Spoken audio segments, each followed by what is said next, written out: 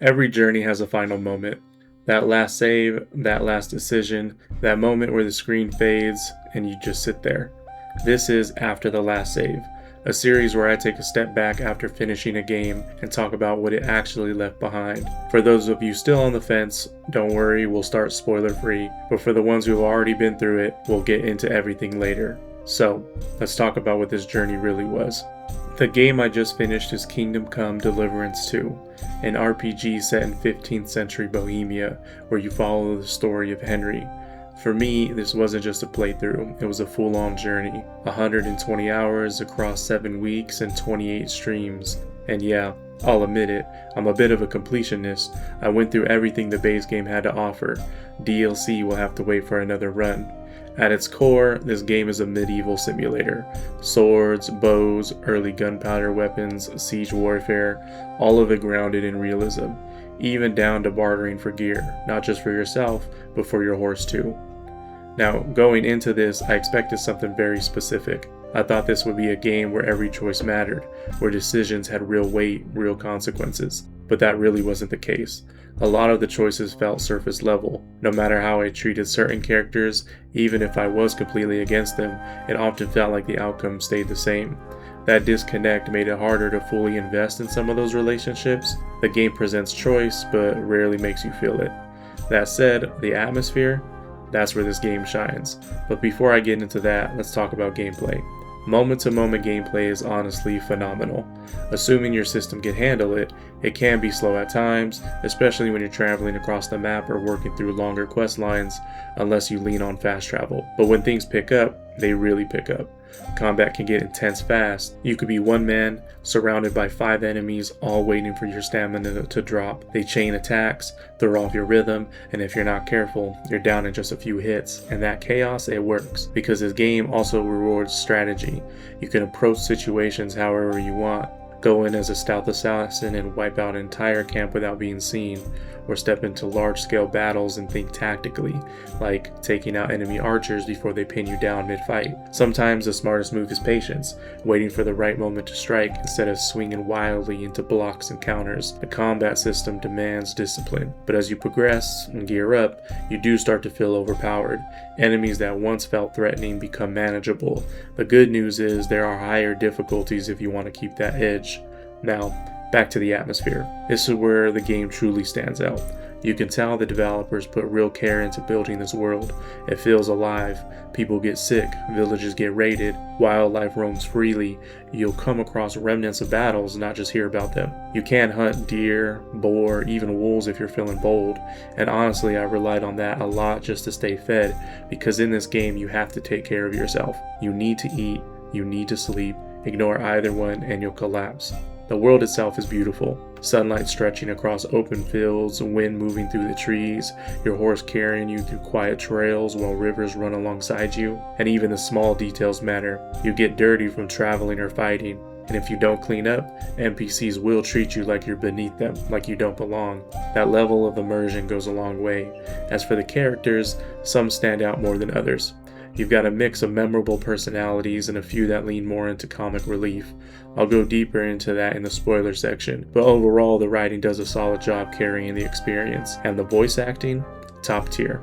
It fits the setting perfectly, even down to the slang. It feels authentic to the time period. The game really builds itself on 2 things: atmosphere and character-driven storytelling, and it does both well. Even the side quests deserve credit.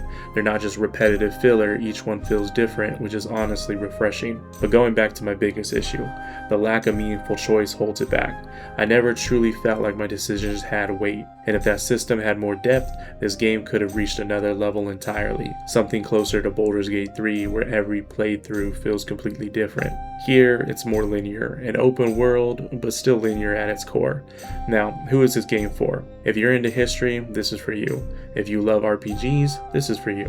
And honestly, if you just got off work and want to sink into something slower, more immersive, this is perfect. But if you're someone who plays fast-paced games like Call of Duty or Fortnite every day, this might not be your speed.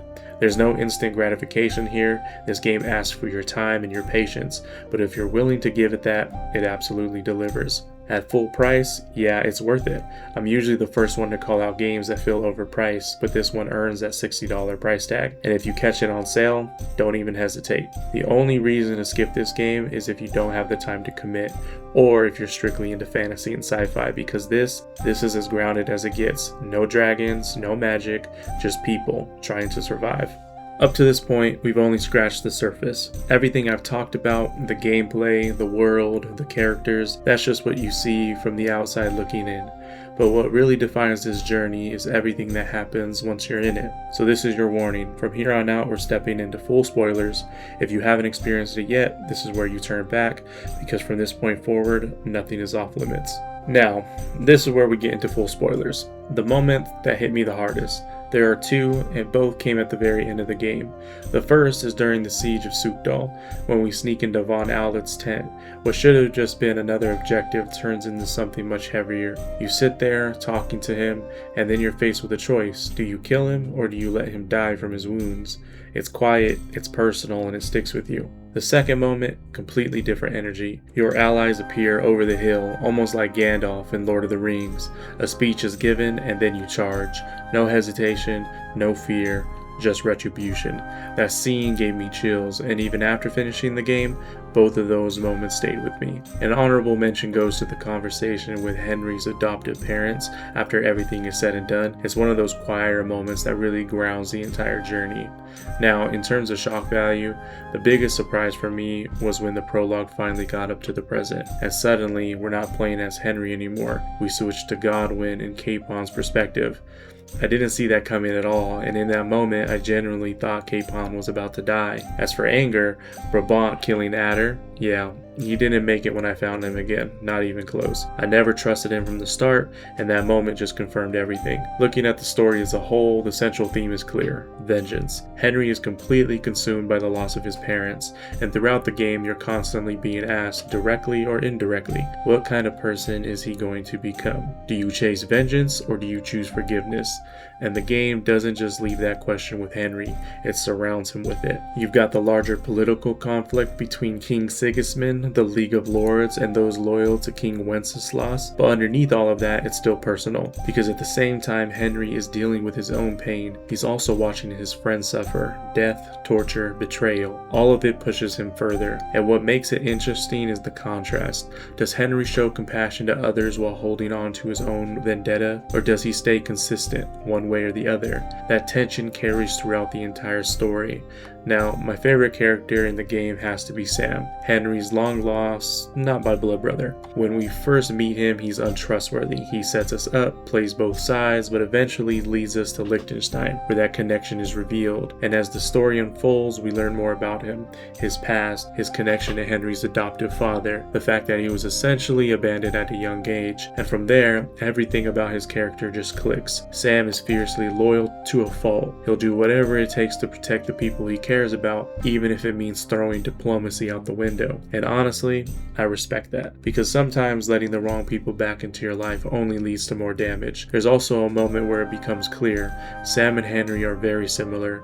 Both are driven by vengeance, and that path leads Sam to being captured, tortured. That's where Henry has a choice, to break that cycle or continue it. Now on the flip side, characters I hated. Eric, Istvan Toth, Otto von Berghoff.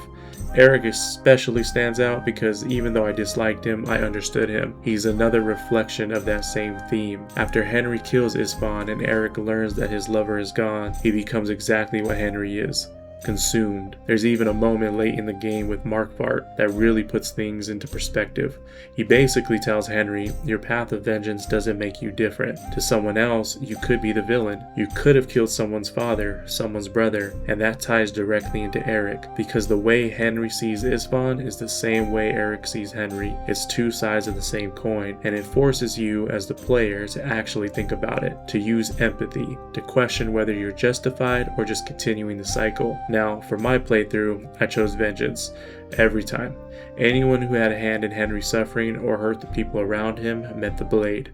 No hesitation. But outside of that, I protected the innocent. If you weren't actively causing harm, you got mercy. That's just how I play. Call it an anti-hero mindset, because to me, a villain can't hurt anyone else if they're gone. But someone who hasn't crossed that line, they deserve a chance. I already know. Batman would hate me for that. And honestly, I wouldn't change a thing. But on a second playthrough, I will go the other route, just to see what I missed by not letting things play out differently.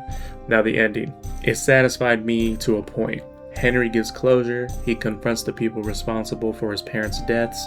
That part feels earned, but there are still loose ends. Eric's story feels unfinished, Sigismund doesn't get full closure, Otto von Berghoff is left hanging as well, which makes me think this might be setting up the next game, and if that's the case, Kingdom Come Deliverance 3 might hurt a lot. But overall, the ending works. You rally your allies, push through the siege of Sukdal, and come out with minimal losses where it really counts. It feels like a victory, just not a complete one.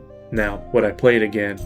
Yeah, but mainly to see different outcomes in key moments like sparing Isfahan, Markvart, or Brabant. Outside of that, the gameplay doesn't change drastically. Unless you bump up the difficulty and go into hardcore mode, the story itself stays mostly linear, but even with that, the game still ranks high for me, because I was locked in the entire time. And that's the difference between a game that's just good and one that actually stays with you. If there's one thing I'll remember most from this experience, it's the setting. That medieval world feels real in a way most games don't capture. Yeah, there are other games in this time period, but a lot of them focus on PvP or large-scale battles. This shows you the life, the people, the struggle, the day-to-day reality of just trying to survive, and that's what makes it special. So, with everything said and done, you've heard my non-spoiler thoughts, you've heard the spoiler breakdown. Before I give my final score, let me break it down real quick. What this game does well, the atmosphere is incredible, the world feels alive in a way most games don't, the gameplay is rewarding when you take your time, and the story delivers moments that genuinely stick with you. Where it falls short, the biggest issue is choice. It's there, but it doesn't go deep enough. Some character arcs feel unfinished, and the difficulty drops off late game. Even with its flaws, this is one of those games that stayed with me. Not because it's perfect, but because of how much it gets right where it matters. This is one of the most immersive medieval RPGs I've ever played, held back only by its lack of meaningful choice. For me, this game is a 9 out of 10, and that is everything after the last save. If you played it, let me know. Did you make the same choices or go a different route? And if you haven't, hopefully this helped you decide if it's worth your time. Well, that's it for this one. Catch me live Saturday through Tuesday, 5 to 9 p.m. Mountain Standard on Twitch. The link's in the bio. If you enjoyed the ride, drop a like, let me know your thoughts, and hit that bell. This chapter's over, but the next journey is just beginning. I'll see you in the next Before the Journey.